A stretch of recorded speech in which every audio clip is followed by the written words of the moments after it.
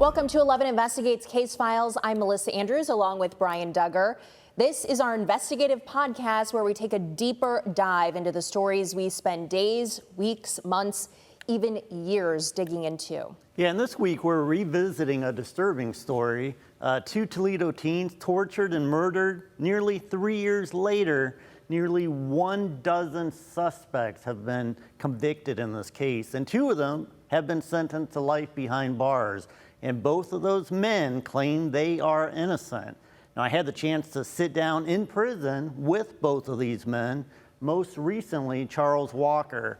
Now, he appealed his sentence in court this week, and if that fails, he will spend the rest of his life at Mansfield Correctional Institution.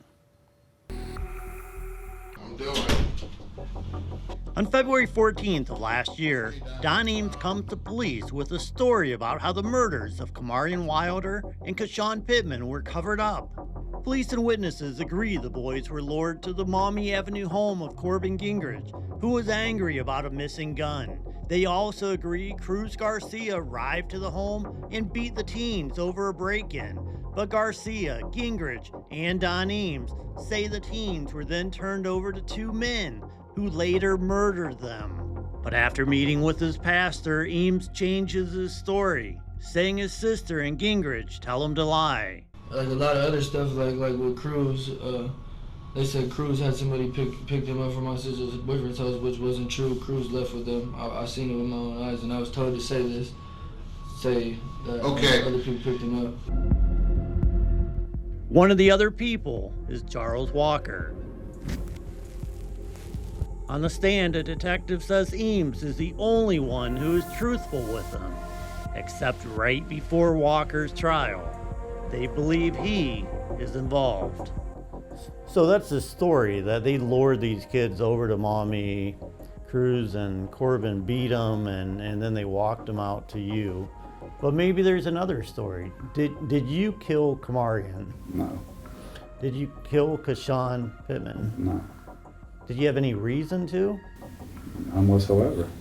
The jury's told Walker and his friend Brent Kohlhofer are angry about break-ins at their houses and that KP and Sean are behind it.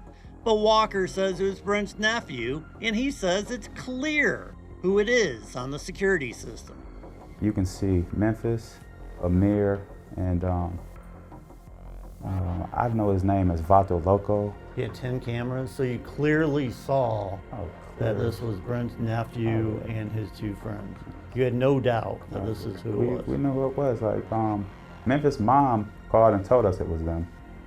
Talking about they're running around, doing all this stuff. In fact, Kohlhofer's sister agrees, telling police her son is behind the break-in. I mean, I'm not mad over a broken window. Like, I'm mad at the situation. I'm more disappointed in them than anything as far as anger and like, oh, you gotta die over a broken window. That just sounds stupid. As far as the night the boys disappear, Walker says he was nowhere near the site. I remember that day because it was the Big Ten Championship. Purdue was playing Michigan. I remember I took all bets against Michigan. I betted a handful of people. I don't know, I betted Brent, he's a Michigan fan. I betted him. I betted a couple of my dudes. I think I even betted Cruz on that. I think he took Michigan too. At the half, he says he went to a bar downtown. FBI testimony actually agrees his phone is near that bar. I ended up going downtown to Table 44. I got a couple friends down there who works at Table 44. We went down there and stuff, and I kicked it down there for probably about an hour or two. I don't remember the exact time. Then I know I ended up going home after that, probably around like 12, because I remember my one dude was calling me. I went and met him real quick, and he brought a little bit of weed off me, and then I ended up going to sleep for the night. On December 15th, the teens' bodies are found in a burned-out home across from his house. Police say Brent and Chuck kidnapped them, killed them, and dumped them on Chase Street. But both men tell me it's a nonsensical theory. Why would I do that?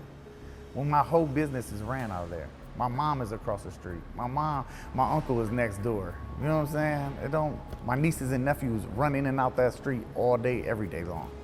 Wouldn't even make no sense. Why would I go grab 2 kids from the south side of Toledo, bring them all the way to the north side of Toledo, to put them dead across the street from my house?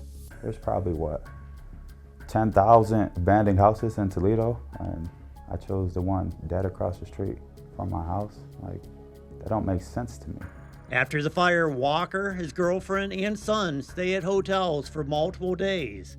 Now at trial, prosecutors accuse him of fleeing the scene. They had the road blocked from road to road. Like, when we was trying to, every time we would try to go home, every time we tried to do something, they was thinking we were spectators, and the cops was like, oh, hold on, there's a crime scene over here and stuff like that, was stopping people. But they did go back home. We went to go back home, they was having a candlelight vigil, and during that candlelight vigil, same thing, the cops had both the roads blocked off and stuff. The couple leave again to a hotel with a swimming pool and jacuzzi. You know, we just spent Christmas together there and stuff. Like, we had a Christmas party coming up like a week later, and then we went home the next day. Like, we was at home 10 days before I got arrested. That's not going on the run. What? Like, hiding from what? Like.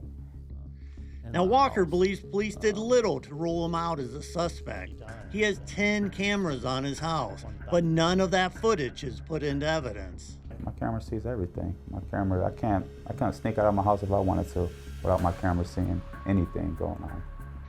Cruz Garcia tells police the teens are beaten by the men and stuffed in Walker's trunk, but no DNA is found in the trunk. It just seems hard to believe. And then we drove them from Maumee Street over to Chase Street, and all that, every single thing that from there to there, like, nothing happened. Like the trunk of my car, you can pull a little glow in the dark thing, and my trunk pops right open. Like, so it's just hard to believe that the story that Cruz and them tells even sounds believable to anyone.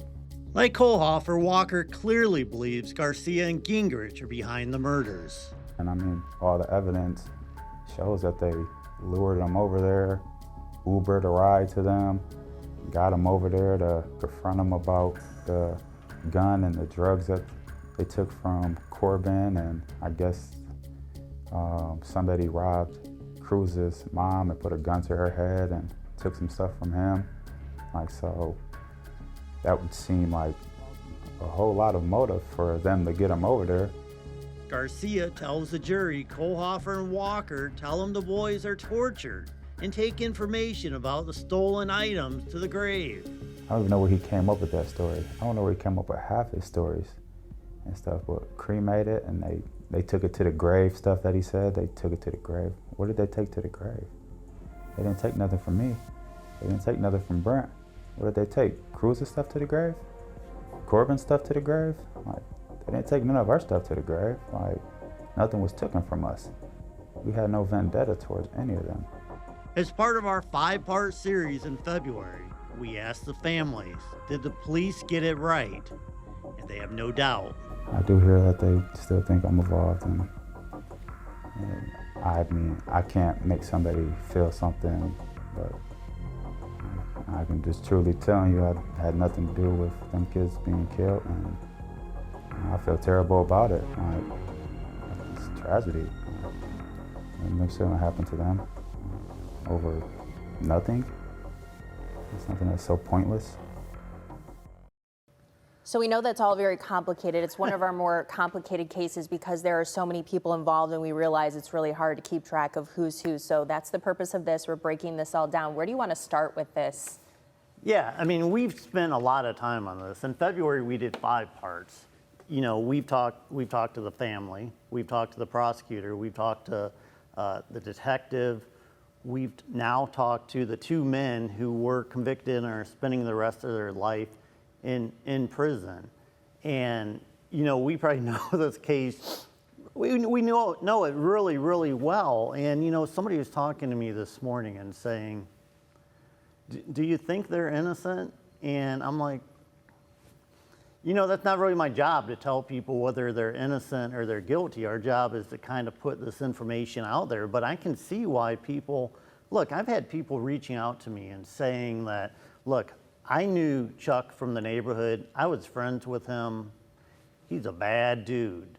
you know, I've had them say, look, there's no doubt that he did this. I've had other people say, look, Chuck's been a friend of mine for a long time, and he could never do something like this. So, yeah, I think even at this point, I talked to a family member yesterday whose son was actually in the basement when this happened.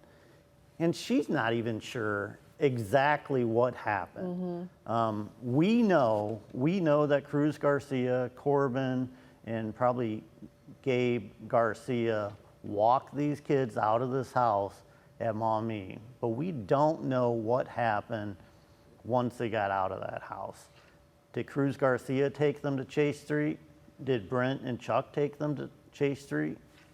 Honestly, there's probably only a couple of people who really know that. But, you know, in looking at this case, you know, the defense side says, look, Kohlhofer's name, Walker's name wasn't even brought up till like 3 or 4 weeks after after they started talking to Cruz Garcia. Well, all these people were lying, yeah. Absolutely. So they're like, why were the police so interested in these guys?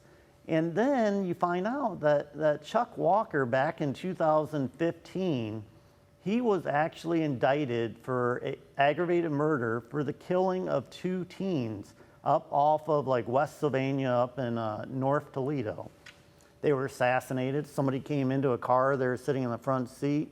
They got shot in the back of the head, got shot in the back of the head. And he ended up fleeing to Phoenix while this was all going on. They caught him, they brought him back, and those charges ended up getting dismissed. So you had 2 teens back then. These were 19-year-olds. Then you got Kashawn and Kamarian, 15 and 16-year-old So similar. boys. So very similar situations. So you can see why maybe, and I don't know if this happened, but you can see a lot of the same detectives were in both those cases. And, you know, something happened here. But anyhow, I did ask Chuck about this because, yeah, I mean, people see this and they're like, obviously, it's his MO. And they was trying to get me to cooperate with their story, and it just never, I had no information for them. I can't cooperate with something that I don't know. Then they end up just dismissing the whole case because I was never supposed to be charged with murder in the first place on that case. They just put the murder warrant out there. It's like, oh, we'll dangle this over your head and help us with the investigation, and we'll give you a lesser charge. Yeah, I mean, this case, I mean, you can see why people would look at this. You're in the news, you're all over the news. You fled to Phoenix, and in this case, 2 19-year-old kids were assassinated. Now we have another case that your name's mentioned with, and 2 teenagers, again, are killed. And I'm sure people are like, what are the odds of that? And did you have anything to do with the 2015 case? I had nothing to do with that. From the beginning, I never had nothing to do with it. The detectives knew I had nothing to do with it, but they felt I just had the information to help them solve that case, but I didn't have no information for them. So I think this is interesting because when you interviewed Brent Kohlhofer behind bars and now Charles Walker, they both come off just so calm and, you know, somewhat likable even. But again, by many accounts, these are bad guys. Now, you know, whether or not the police and the prosecutor had a bone to pick with him over these 2015 homicides, and, you know, it's been speculated that that's why they went after him, was to finally get him on something. But we asked them, you know, when we did this 5-part series, I asked the Toledo police, I asked the prosecutor, you know, would you do that? You know, and everybody says no. But I still think, you know, these guys, they're working with their attorneys before they sit down with Brian Duggar. I'm sure they're advised on how to behave and the things to say and not to say and how to say them. These are not good guys, but did they commit murder? Those are 2 different things. Yeah, and you mentioned they sat down with their attorneys. When I went and talked to Brent last month, he was at Lebanon Correctional Institution. When I talked to Brent, Chuck was also at Lebanon Correctional Institution. after being convicted in May of last year, they rode the van together to Lebanon. The guards and everybody said, hey, we know you guys got convicted together. This will be good. You'll be able to work on your appeal together. And Chuck told me that, yeah, they would be in the law library at Lebanon working on their case together. And I asked both of them, I said, what do you guys really do in prison? And, you know, Kohlhofer's got a little bit of a job, but, you know, Walker didn't. So they're like, well, we spent a lot of time in a cell reading about our case. But the interesting thing was, after I talked to Kohlhofer, almost immediately, Chuck got transferred out of Lebanon and he got sent to Mansfield. He didn't know it was coming. They came to his cell and said, hey, we're out of here. And it was because of that interview with Kohlhofer. When I asked the state about it, they said, yeah, until you started asking about these guys, we didn't know that they had been convicted together, and for safety reasons, we wanted to separate them. Right. Now, that is a line that I am not buying. No. Because they Chuck, both come in at the same time to the same prison, and you're saying you didn't know that. And the guards that brought them in said, hey, we know you guys were convicted together. Everybody knew this. I mean, this was a very high-profile case, so I'm sure everybody that was in the prison knew who these guys were. So, but yes, you're right. Before I talked to Brent and before I talked to Chuck, they had a lot of time to sit down with their attorneys. They had a lot of time to come up with stories. And their stories, they told me, were incredibly similar. And it all kind of starts with this break-in back in November of 2022. Now remember, the murder is December 3rd, 2022, but a month before that, there's a break-in at Brent's house and then Chuck's house, or it may have been Chuck's house and then Brent's house, but it was on the same day. So I wanted to ask him about that. So this is what he said about that. Got a notification for his alarm going off on his house over on Patriot, and he called over there. I believe his girl's son was over there at the time, and they said, yeah, the window was broken. So the alarm company called him and said, yeah, this, and he told them to send the cops over there. You know, the cops got over there, you know, they went through the house, they did whatever they did over there. I believe they confiscated a couple of things from over there. And then as all of this was happening while the cops was over there, a notification goes off on my phone. I'm like, I just look at my phone. I see Brent's nephew, he's over there at my house breaking a window out. And I'm like, man, so I called my girl, and like, she answered, she's like, the dog's going crazy. I'm like, yeah, somebody just broke a window out on the side of the house. I'm like, it's Memphis, I can tell. Yeah. So, and this is the same story that Brent told. He said it was his nephew, Memphis, and his two friends. And they could clearly see this. They were at this car show down in Orlando. The motion sensors go off at Chuck's house, and they can look and they can clearly see that it's Memphis. Now the prosecution and the police, they told the story that they believed it was Kamarian and Kashawn. Now Brent and Chuck, they said, look, there is no doubt who it was, and it wasn't Kamarian, it wasn't Kashawn.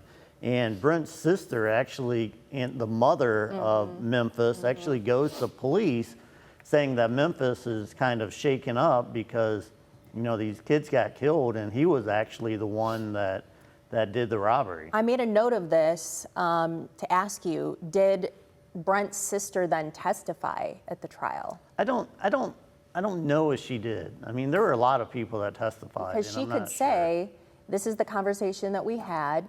This is what was seen on the camera.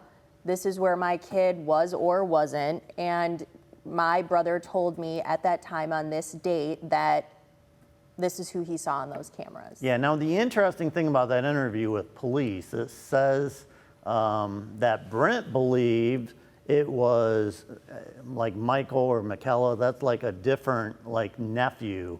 And his sister said, no, it was Memphis. Okay, now that is different than what Brent and Chuck told me. They told me that it was clear that it was Memphis. That is not what it says in the police report. So that's interesting, and that may be the reason why the defense didn't call the sister, because there was a discrepancy in who was seen on the cameras. Yeah, and there is something else. You know, there was this appeal hearing yesterday for Walker, and the state mentioned not only this break-in, but they said there were like 2 or 3 other break-ins. Now, there's no police reports about that, but they claimed that one of the break-ins, like $44,000, was taken from the men. Now, $44,000, that's motive, right? Yeah. So we don't know about those break-ins. I'm not sure what they're talking about. Brent and Chuck said this was the only one that they knew. And even then, they said that only about $2,000 worth of stuff Right. was confiscated, not $60,000, which is what the police and the prosecutor's office has told us. Right. So I've always said, okay, when you look at this case, what's the motive? If this November thing is a motive, that's not a motive, because nothing was taken there. And certainly But the police were then alerted to that property because of the break-in, and then they confiscated stuff, right? So they could be blaming, in theory, the kids for the police even showing up and then taking their drugs. Sure. But, you know, Brent, I mean, when I talked to him about that, he said, look, this was $2,000 worth of weed. He said, you know, I had a boat that I would spend $400 every time I would go out on this boat. You know, he's like, $2,000 was nothing for me. I'm certainly not going to kill a kid over it. I think that's interesting, because we've seen the pictures of the table full of the drugs. So how do we find out the real street value? I don't know. I don't know. I don't know There is a anything big about weed, but it looked discrepancy. like a lot. Yeah. Okay. So his alibi. Again, we're all in agreement. Everybody's on the same page about what happens before the kids are walked out to the alleyway. Mm-hmm. And Brent and Walker have always said that they were not involved in any way, and that he even said that Walker says he never even met Corbin, and that he lightly knew Cruz Garcia because Garcia did some business with Brent. Right. Yeah. He said he didn't know any of these guys. Again, he knew Cruz and had only met him a couple times. He knew Brent, obviously, because he lived next to him up on Chase Street, but he didn't know Don Eames. He didn't know Corbin Gingrich. I'm not sure if he knew Gabe Garcia, but he had certainly said he had never been over to that Maumee Avenue house. And so I asked Chuck, and we saw that in the story we just aired, but we're going to replay this again. I asked him, where were you on December 3rd? I remember that day because it was the Big Ten championship. Purdue was playing Michigan. I remember I took all bets against Michigan. I betted a handful of people. I don't know, I betted Brent, he's a Michigan fan. I betted him. I betted a couple of my dudes. I think I even betted Cruz on that. I think he took Michigan too. I know because people was calling me, talking a whole bunch of shit, like, because Michigan was just beating them so bad at halftime. And I was just like, yeah, I'm like, I see. I'm like, there's still a whole half left. And then I know I ended up going downtown to Table 44. I got a couple friends down there who works at Table 44. We went down there and stuff, and I kicked it down there for probably about an hour or two. I don't remember the exact time. Then I know I ended up going home after that. Yeah, so we know on the night of December 3rd, Michigan was playing Purdue in the Big Ten championship game. That game kicked off at 8 o'clock. Now, Brent said he was up on Chase Street. He watched the first half on Chase Street. At halftime, he went home to his other house. Again, Chase Street was just this drug house where he would sell drugs out of, but he lived on Patriot Drive. So he said second half he went there. Chuck, same thing. He said, hey, I'm watching this game. Then I go down to Table 44. And we know from flock reports, which are cameras that are accessing like their license plates. So we see Chuck's car moving at like 8 o'clock, and I think there may have been 10 o'clock. It was in North Toledo. So yeah, I mean, so that does kind of line up because the game started at 8. I mean, he could have been driving back to his house or something at 8 o'clock, and then at halftime, like he said, which would have been about 10 o'clock, I mean, he could have gone downtown. And he said he stayed there till about midnight. He came back, and as he said, one of my dudes hit me up to buy some weed from me. So I got together with him real quick. Then I just came home, went to bed. So that's their story. So here's something that bothers me, and I made a note of this too. So Charles Walker and Brent Kohlhofer have tons of cameras on their homes. They're living in North Toledo. It's not a great area. They're both selling drugs. He blames the prosecution or the police, whatever, for not entering the cameras into evidence. But his defense attorneys can also enter those cameras into evidence on his behalf. Yeah, and a couple of people. That doesn't sit with me for some reason. And it doesn't sit with people that have left comments, like on some of these stories. They've said, well, why don't you have your attorney enter it into evidence? And I asked him about his attorney, and he said, well, you know, this attorney, he kind of threw him under the bus a little bit and said he didn't do a great job. I told my attorney about this and said, hey, you got to get it. Because they took his phone, and all this stuff was on his phone. You know, again, I have a similar security thing. It's an app, you just kind of call it up and you can flip through there. It See all the videos. saves it for like 30 days. But he said for whatever reason, his attorney never got that. He said 90 days, by the way, but okay. Yeah.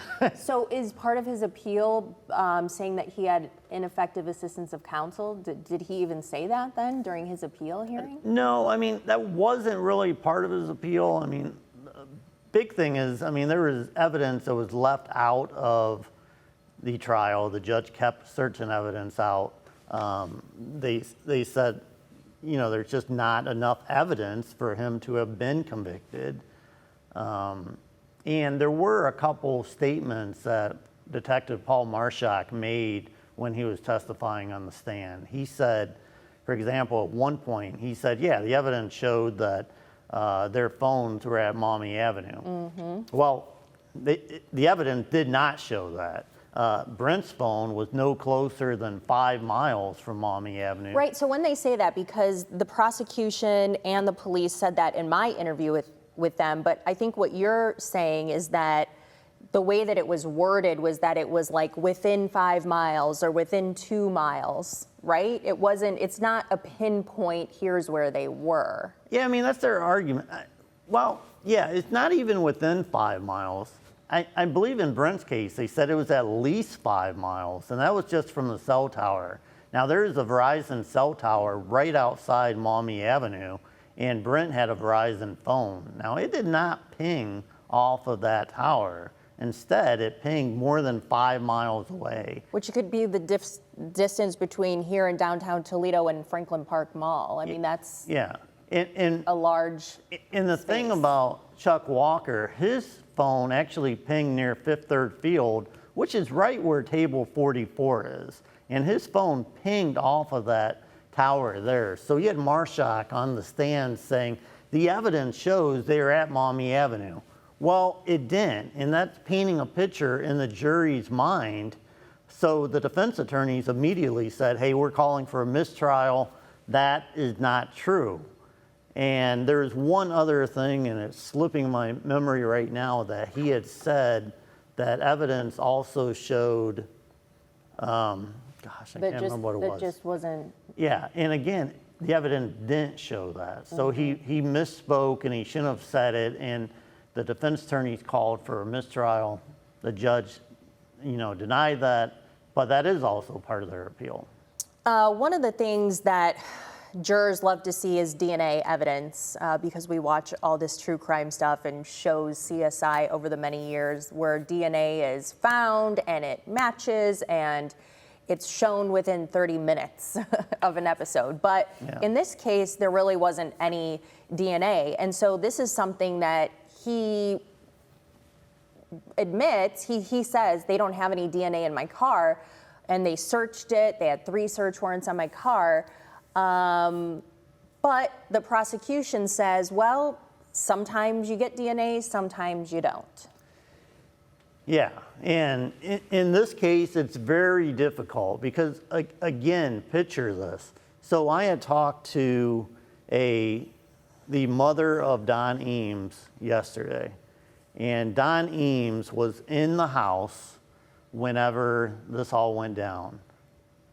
She had another son, Patrick, who was in the basement when, Corbin Gingrich and Cruz Garcia were down there beating these boys. Patrick got scared, he ran upstairs and fell on the steps and actually busted his chin up, but he was in the kitchen when these guys walked out of the house. Now, he said absolutely positively this is what happened. They had bags on their heads. They were tied up. They had bags on their head because they were bleeding quite a bit. So, yeah, I asked the police about that because I was under the impression that they had bags on their head based on some of the clips we had seen in court and some of the transcripts, and they said no. At some point, they put kind of a bag to cover the wound. Regardless, everyone agrees that there was blood.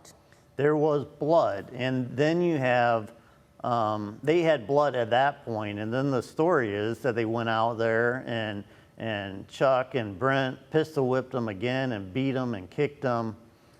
They were on the ground. They pick them up. They throw these big kids. I mean, they're 15 and 16-year-old, pretty much full-grown men at that point, into the back of the Chevy Impala, and no DNA. I don't know. So I asked Chuck about this, and he describes this a little bit. It's hard to believe that you toss two, pretty much grown teenagers into the trunk of a car, and as if the story that happened over on Maumee Street is that, they was bleeding a lot. Like, I don't understand how a drop of blood, a drop of nothing, or any single thing ended up in my car. Like, it just seems hard to believe. And then we drove them from Maumee Street over to Chase Street and all that, every single thing that from there to there, like nothing happened. Like the trunk of my car, you can pull a little glow in the dark thing and my trunk pops right open. Like, so it's just hard to believe that the story that Cruz and them tells even sounds believable to anyone. So that's the story, that they lured these kids over to Maumee. Cruz and Corbin beat them, and then they walked them out to you. But maybe there's another story. Did you kill Kamarian? No. Did you kill Kashawn Pittman? No. Did you have any reason to? None whatsoever. Like, that's the... So when you talk about this story, and I noticed you smiling a little bit, talking about they found them on Chase Street, why does that seem so unbelievable to you that they found the kids over on Chase Street, right next to where you lived, essentially? It's dead across the street from my house. Like, that makes no sense to me. Why would I go grab two kids from the south side of Toledo, bring them all the way to the north side of Toledo, to put them dead across the street from my house? There's probably, 10,000 abandoned houses in Toledo, and I chose the one dead across the street from my house. Like, that don't make sense to me. I have to say, I kind of chuckle every time I see that soundbite, because one thing I do know is true is a lot of abandoned, burned out houses in the city, and that's a whole nother Case Files episode, but I do agree on that. Now it's interesting what he's talking about. Why would, and Brent said the same thing, why would we bring these kids into our neighborhood, and essentially bringing the FBI, the BCI, Toledo Police Department. Right to your front door. Right to your front door. Now, when I talked to Don Eames' mother yesterday, she said that she believes Cruz Garcia killed these kids. She said that she believes he left with them out of the house, and they had bags over their heads, and they possibly could have both suffocated. We know that Kamarian, they said, strangled, but they didn't rule out the fact that he could have also suffocated. We don't know what the reason for Kashawn dying was, but it could have also been suffocation. And she said she believes that Cruz put these kids in that house on Chase Street because it was next to Brent and it was next to Chuck. Now think of it, I mean, Brent is one of the big drug dealers in Toledo. it's weed. We don't know if he was selling other stuff. We know in the past he had sold other stuff, but he claims it was just a lot of marijuana. Chuck said he was just selling to the people he worked with and maybe some friends. And Cruz Garcia worked for Brent. Now, according to Don's mom, maybe Cruz likely wanted to get a bigger piece of the drug trade in that area. So what better way than putting the kids next to Chuck and Brent and bringing the police right to their doorstep. So that was her theory. He mentioned, he said a glow-in-the-dark thing in his trunk. What is that? Yeah, he said that. He said, look, if you the one picture we have is actually a picture of the entire trunk, and the lid is up, so you can't see what he's talking about. But they did say, him and his attorney both said there were other pictures that actually show this glow-in-the-dark type thing, and that if you pull it and you're in the trunk, it's like an emergency release, and the trunk would pop open. If the kids were, bound, would they even have been able to do that? Particularly if they had bags over their heads. I mean, they're not going to be able to use their mouth. I mean, okay, so there's not going to be a great way for them to do that. But he did say that there was this emergency release in the trunk. Remind me, was there duct tape found and the HDMI cords? Was any of that found in the rubble of the house? So here's the interesting thing. The HDMI cables were found under the boys' bodies on Chase Street, which is interesting because Cruz Garcia testified that when they walked the boys out to Brent and Chuck, they took off the HDMI cables because it was like HDMI cables for the game system that was inside the house. Right. And I think he had even said, Corbin or Don said, hey, make sure you bring back the HDMI cables because we need that. But it was found at that site. But again, Cruz said we took the HDMI cable off and then Brent and Chuck duct taped them. Now there was no duct tape found at the Chase Street address. I mean, did duct tape burn up in a fire? I don't know. I mean, were their wrists still, were their wrists unbound? I mean, did someone take the tape off? You could take it off, yeah. They could have, but we do know that the HDMI cables were at that scene, which definitely is not what Cruz Garcia said.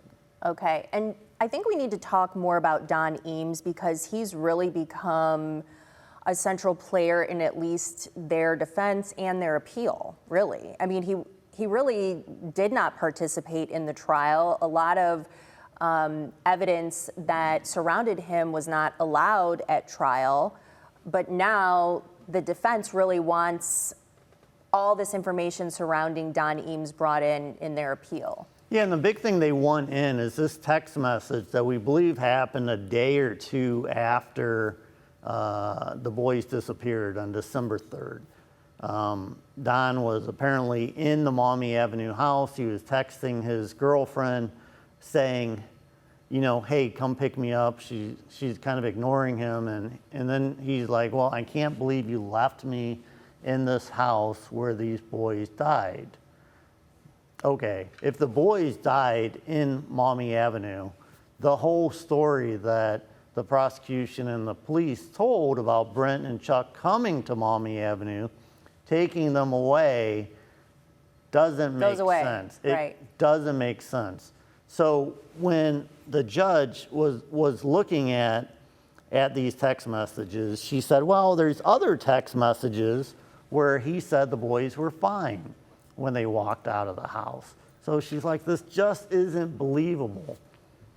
But again, to me, the really interesting thing also is that Sergeant Roy Kennedy, during trial, he testified. They put up a picture of the 11 people who ended up being convicted in this case. All of them told different stories. And the defense attorney, Brandon Henderson, asked him, okay, of these 11, did any of them tell you the truth? And I think initially he said, well, no, not really. But then he said, no, I take that back. The one guy that we actually believed was Don Eames. We believe he told us the truth. And we also know now that in February, and their trial, Brent and Chuck's trial, they're tried together, was in May. Now in February, Don Eames had come to the police and he said, I've been meeting with my pastor in the jail. I've been talking to God. I've been getting right with, God. And I wanted to come and tell you what really happened.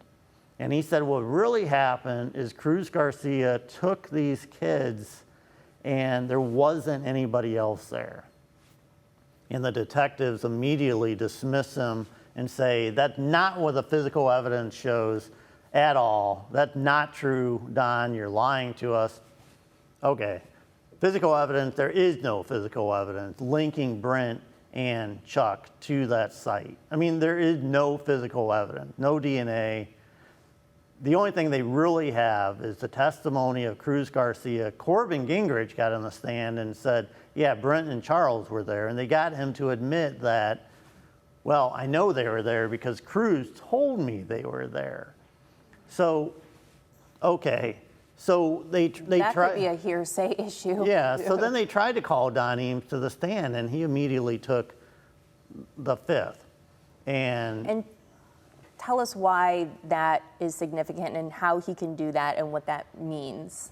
Yeah, I mean, he takes the fifth so he doesn't incriminate himself. And you have to think Don Eames is in this house. He admits that he hit the kids. He pistol whipped them, beat them up, roughed them up a little bit. He also said he gave them a joint to smoke while they were tied up, which was very nice of him. But so he's in the house. He's admitting he knows the kids were killed there.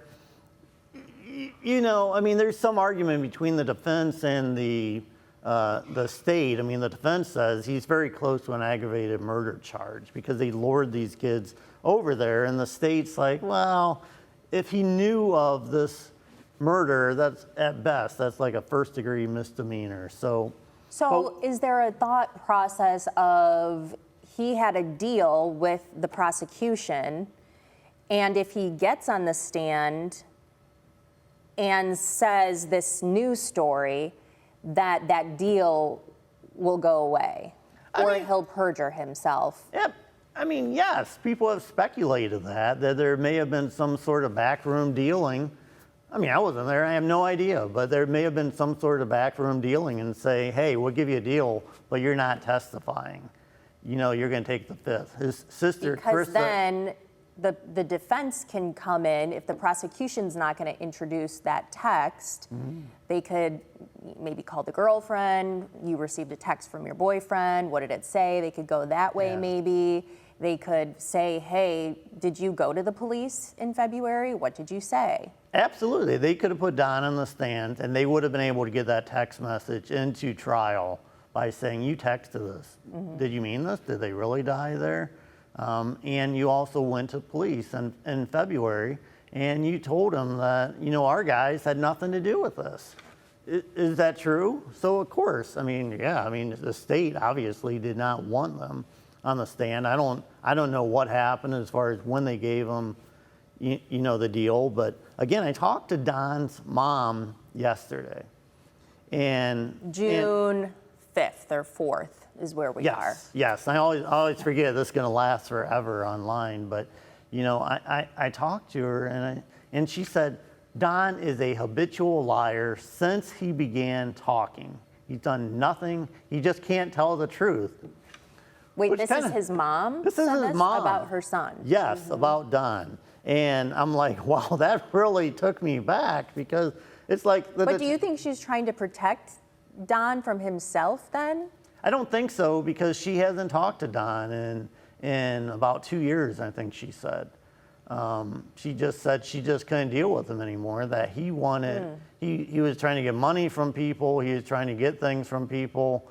And, he basically had drug her into this, getting them involved. I mean, him and Corbin and Carissa, his sister.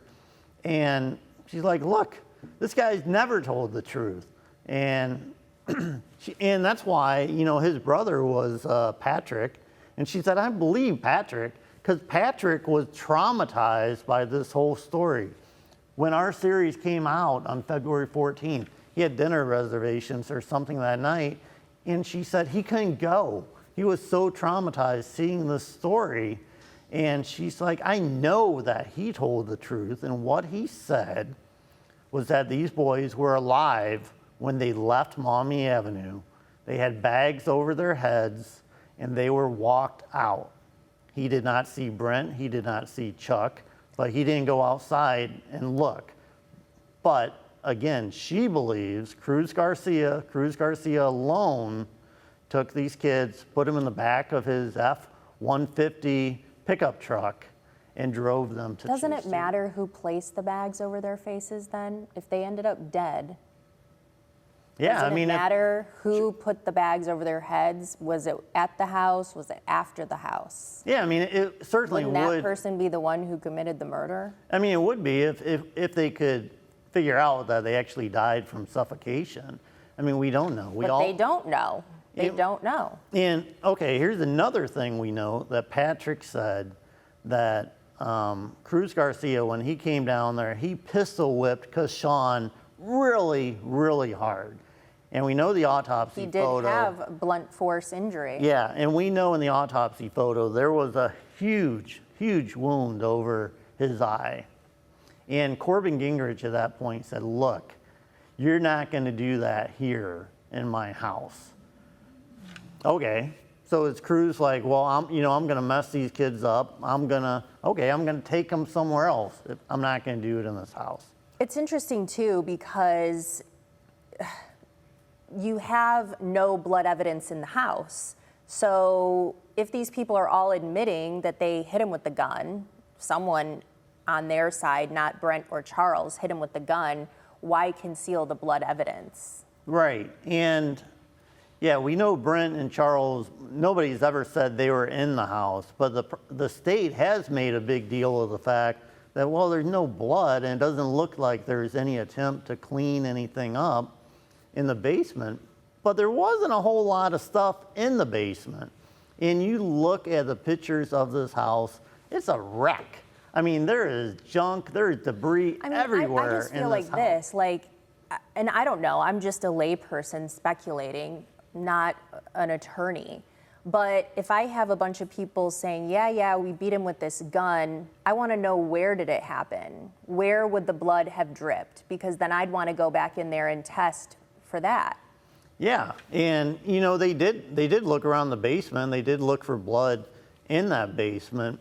But again, I think the defense is kind of implied that, well, the basement, okay, so the state said, well, there weren't like cleaning, it wasn't obvious like ammonia smells or like other types of stuff. Yeah, apparently you can see with concrete, especially if there's been blood and an attempt to clean it up. Right. And half of the basement was unfinished and half was finished. Right, and a lot of the basement, there was nothing on the floor. So the defense is speculating, well, there were rugs down there, and they just kind of rolled up the rugs, or there was like a couch or something that maybe they were on, and that's where the blood was, and they put that all on the pickup truck and got it out of there. So maybe that's why they didn't need cleaning supplies, because all the blood was on a rug and they got rid of it.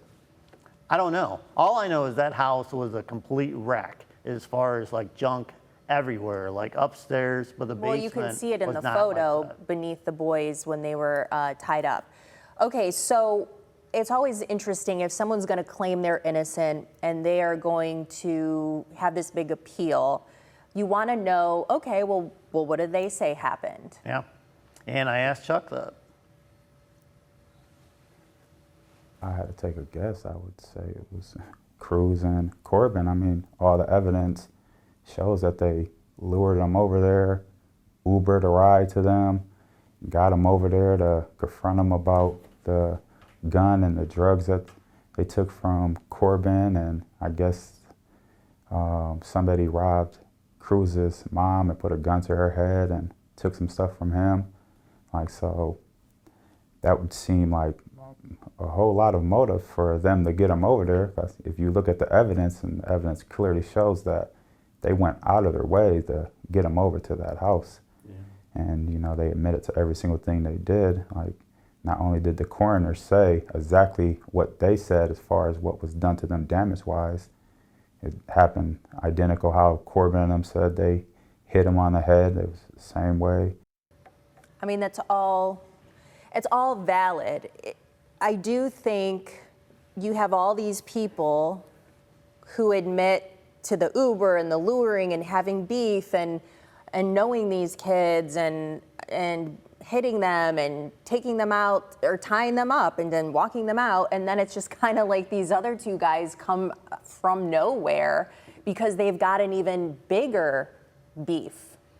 Yeah, and I think one of the attorneys had told me that, oh my gosh, it almost sounds like a Sopranos episode. Handed him over to Tony, finish him off. And that doesn't make a lot of sense. I mean, there's an old police report that showed that Brent, at least in the police report initially, it said that Brent took a baseball bat to some guy at a bar fight and hit him with it. And that charge ended up getting pleaded down to like a misdemeanor or something. So did that really happen like the report initially said? I don't know. But there isn't a lot of stuff in Brent's history about him being really violent. Now, people I have talked to said, yeah, Brent Kohlhofer had a lot of money. Now, he had a lot of rental properties or a lot of houses that he owned. Obviously was doing a lot of bulk, like weed sales. He even had a bouncy house business. So he had money. And so this person had told me that, yeah, Brent was a guy that had the money and he would be able to hire people to do what he needed. Implying that Charles was his muscle. Yeah, I think the relationship makes sense between the two of them if you're running a drug business. Yeah, and I did ask Charles that question. I said, were you Brent's muscle? And he kind of chuckled and he said, man, I ain't nobody's muscle. I mean, me and my girl, we were trying to just pay our bills. See, I have a problem with this each time because you're not running a successful drug business in North Toledo and just being a nice guy all the time. It's just not how it goes. And we heard over and over throughout this case that people were afraid of these guys. And one of the detectives actually called, Charles White Chucky, which Charles thought that was really kind of funny. He's like, what? Nobody's ever called me White Chucky. I mean, no one has any reason to be scared of me. So, I can't. Yeah, you got this story that he's telling me. Yeah.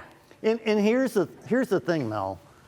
I'm talking to him, and it's probably making him very uncomfortable because I am looking directly in his eyes, and I'm trying to see any sort of flinching, any sort of hesitating, looking away, eyes darting, touching his lip, doing something, some sort of tell that he's lying to me.